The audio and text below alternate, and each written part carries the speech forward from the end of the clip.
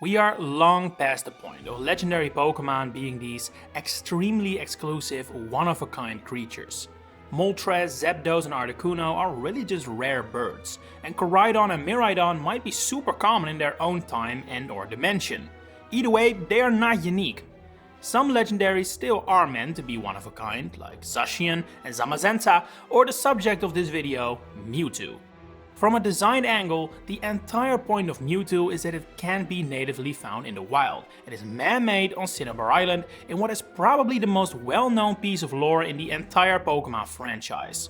But as soon as Mewtwo was created, it destroyed the lab it was born in and presumably buried its creators in rubble, after which it fled the scene.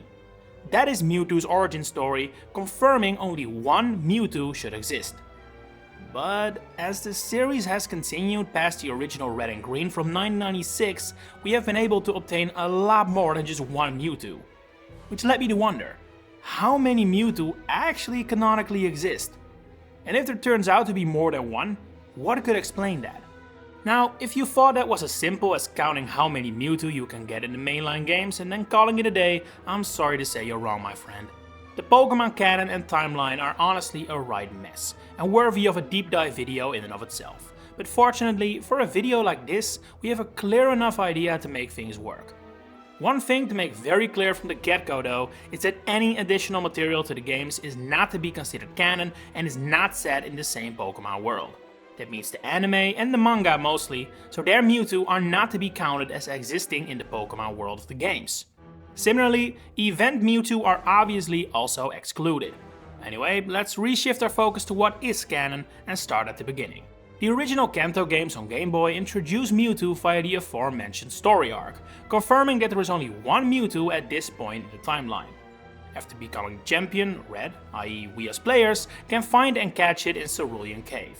But what is important to establish for later is that this is an entirely optional thing to do. Considering Generation 1 is by far the most famous version of the classic Pokémon story, it has essentially been retold a whole bunch of times.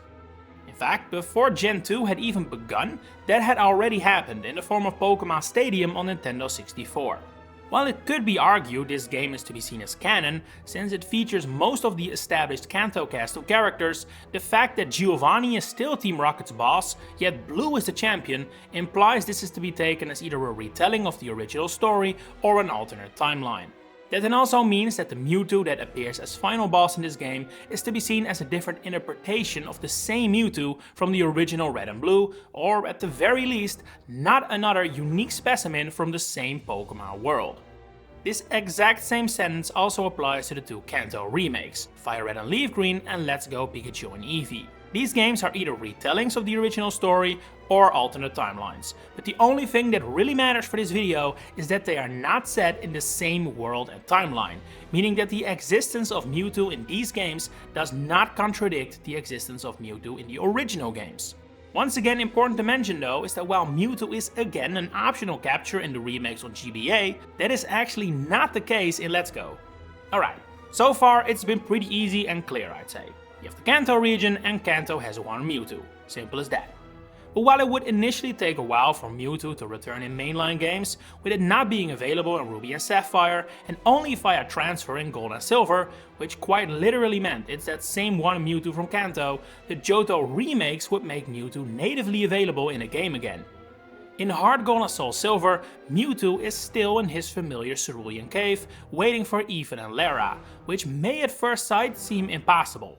However, this is where that little note comes in that Mewtwo is not a mandatory catch in either Red and Blue or Fire Red and Leaf Green, the only two games that can serve as Heart Gold and Soul Silver's predecessors. After all, the fact Red famously appears as a final boss in the Johto games without Mewtwo on his team already pretty strongly implies he didn't catch it, meaning it still being in Cerulean Cave is entirely plausible. Why that isn't the case in the original Gold and Silver can be explained in a million ways, ranging from Red did catch it and just put it in the box, to Mewtwo deciding to take a coffee break every time we visit Cerulean Cave. But the most important conclusion to draw here is that Heart Gold and Soul Silver's Mewtwo is still the same Mewtwo from the original Kanto games, meaning our current Mewtwo count is still at only 1, and we're already nearly halfway through the entire series. However, this is also where things start getting tricky.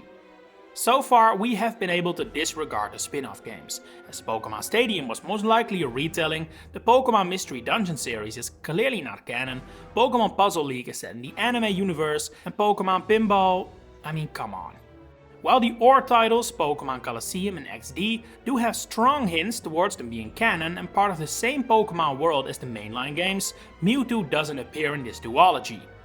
But the Nintendo DS introduced us to the Pokémon Ranger series, and just like the OR games, these are strongly implied to be set on the same Pokémon Earth as say Kanto and Johto, with the Manaphy egg as strongest proof. And quite literally, the final challenge of this entire series is a Mewtwo, seeing as it's the final boss of the final game, Pokémon Ranger Guardian Signs. Without diving into the entire story of this game, Mewtwo is found in a flying facility known as the Sky Fortress. This is an ancient castle of sorts that was built thousands of years ago by an evil group of people to rule the world, and in order to prevent that from happening, it was later sealed away.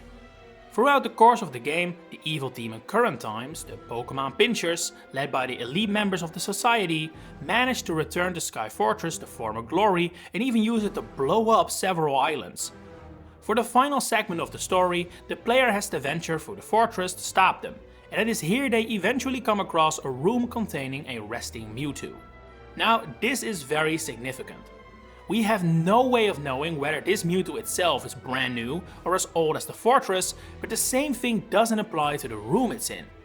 We know the society didn't alter the fortress, there was no time, meaning that this Mewtwo containment room, specifically built for the legendary Pokémon, was already present thousands of years ago.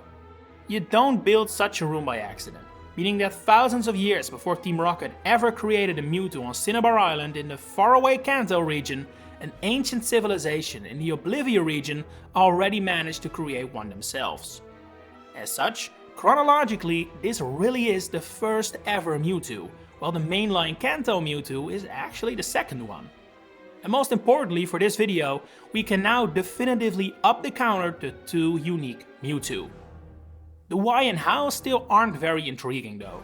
We simply don't know how the ancient Oblivia people created Mewtwo, but with so much time having passed, it's completely plausible they had the knowledge and technology to do so, which later ended up being lost, leading the Team Rocket believing themselves to be the creators of the first ever Mewtwo. So that then puts our counter at 2 unique Mewtwo, but still none that are too unexplainable. However, following absences in the mainline Gen 4 and 5 games, Mewtwo would reappear in X and Y, and this makes for a very confusing and highly debated appearance. It's found in the post-game in the Unknown Dungeon, a cave whose name is a reference to the Japanese name of Cerulean Cave. From a meta standpoint, it is abundantly clear this is meant to be a neat little reference to Gen 1, which X and Y are packed with anyway, but in-universe, an explanation isn't so easily found. Gen 6 introduced many new elements to the series that contradict previous games, with the Fairy type and Mega Evolution being the most prominent of course. This has led many to suggest X and Y are set in a new alternate timeline, something that is further corroborated by Omega Ruby and Alpha Sapphire, where the Delta episode more or less confirms the idea itself existing at the very least. However, whether our adventures in Kalos actually happen in a separate Pokémon world from the events of the first 5 games is simply impossible to say, especially since X and Y do make clear that the Fairy type is a new discovery and also make mention of previous regions and characters, like Blue and Team Plasma. Then again, that doesn't necessarily rule out the possibility of an alternate timeline either. And so, I think the best way of looking at the Unknown Dungeon Mewtwo is by considering both possibilities and seeing how that influences our total Mewtwo count. First, the simple timeline placement. Let's say X and Y is set on the same Earth as all other mainline Pokémon games that came before it. In that case, this Mewtwo would have to be either the Team Rocket Mewtwo, the Oblivia Mewtwo, or a new Mewtwo entirely. And honestly, there is no way to know what the truth is here. Both prior Mewtwo could still be out there in the world at this point, as Team Rocket Mewtwo could have also evaded capture in Heart Gold and Soul Silver and then migrated to Kalos. At the very least, the Kalos Mewtwo is the same level as the Mewtwo Team Rocket created and has a similar moveset to it, being the only piece of evidence we have beyond it getting its hands on its Mega Stone, and that doesn't tell us much about its origin. Seeing as we so far have had no reason to believe there are multiple contemporary Mewtwo, I'm gonna go out on a limb and say this too is the same Mewtwo that appeared previously in Kanto. But remember, that is only if X and Y are said to be in the same timeline as the main games. If X and Y are said to be in an alternate timeline, along with other games that feature the fairy type of Mega Evolution, this situation might change. Because now, the Gen 1 and Gen 2 remakes are no longer on that same planet, but the Let's Go Pikachu and Eevee games are. The games have the fairy type and Mega Evolution after all. There's no reason why they can't be on the same timeline. However, unlike in the other situation, the Let's Go games actually happen after the events of X and Y instead of before. Blue is said to be visiting Kalos by an NPC in X and Y, and in Let's Go he gifts the player a Shalor Sable, showing he has visited Kalos prior to the events of this game, making Let's Go likely to take place after X and Y. This is actually quite important for our Mewtwo count, because as you might remember I told you to remember, catching Mewtwo in Let's Go is not optional. As such, if these games would have preceded X and Y, that would make the unknown Dungeon Mewtwo a new third Mewtwo. But since catching Mewtwo in X and Y is optional, that is now not the case. It is much more likely Mewtwo headed from Kanto to Kalos to find its Megastone and then return to its familiar Cerulean Cave afterwards, which is where we find it during the Let's Go games.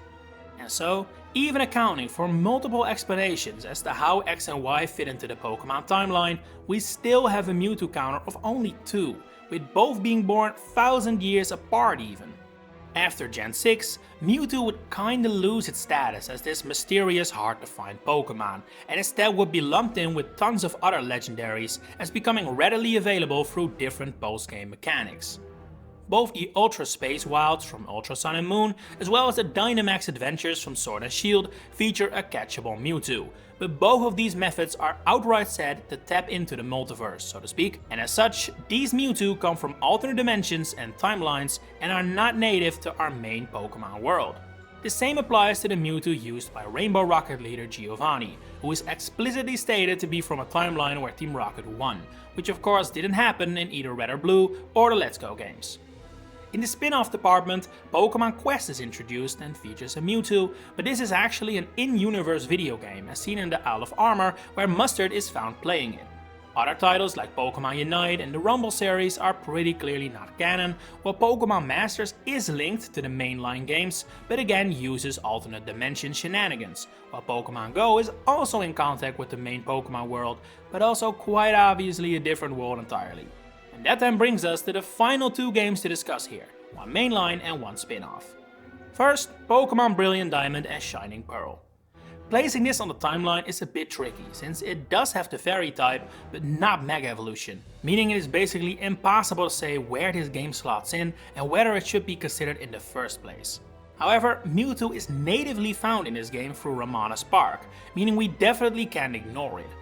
While this area may be similar in function to the Ultra Space Wilds and Dynamax Adventures, it actually works in a different way and doesn't rely on alternate worlds whatsoever. Instead, as Professor Oak explains, it draws energy from Kanto and Hoenn to lure their Pokémon over, meaning that this Mewtwo is most likely the same one from Cerulean Cave, once again uncaught. Only if Brilliant Diamond and Shining Pearl would happen after Let's Go Pikachu and Eevee would this be impossible, but there is nothing to suggest that this is the case, so this is once again not a contradiction to the idea there is only one modern-made Mewtwo. And then finally, we have one more spin-off to tackle, Pokken Tournament. Mewtwo appears very prominently here as the main villain in a shadow version of itself, immediately making clear this is most likely not one of the 2 established Mewtwo we've seen so far, although the timing of the events of Pokken make it impossible to say for certain. For all we know, this game is set thousands of years after the events of the mainline games, in which case this could technically even be the same Mewtwo as the one that ended up uncaught in Cerulean Cave following travels to Kalos and Sinnoh. Thing is though, we simply have no way of knowing whether Pokken is meant to be set on the same Pokémon planet as the other games. There is no connection between the mainline games and Pokken, which is set in the region of Farum, a land that shows to be quite technologically developed, to the point that they could also potentially have created their own Mewtwo. Point being, this can go either way, but one thing is for certain, Pokken does not add another Mewtwo to the world. There is no reason to assume based on this title that a third Mewtwo exists in the canon Pokemon world. Meaning that, to conclude, Game Freak has done a surprisingly good job at making sure Mewtwo's origin story has been kept consistent and plausible. The only other confirmed unique Mewtwo ever introduced hails from a game they didn't even develop. And even then, Guardian Science explains it by saying this Mewtwo was created thousands of years ago and was sealed away in the faraway Oblivia region all this time, making it completely plausible for Team Rocket to consider themselves the original creators of the legendary Pokémon. All mainline game appearances of Mewtwo are completely passable and either explained in-game or quite easily explainable, so I have to say the surprise conclusion here has been that, yeah, even nearly 30 years later, the story of Mewtwo still checks out as Pokemon canon. But what do you think? Are there more Mewtwo out there I didn't account for? And how do you view Kalos Mewtwo? Probably the biggest question mark in this whole ordeal. Share it in the comments below. If you enjoyed this video, please consider giving it a like and subscribing to the channel to stay updated on all my future Pokemon content coming up. For now, thanks for watching and enjoy the rest of your day.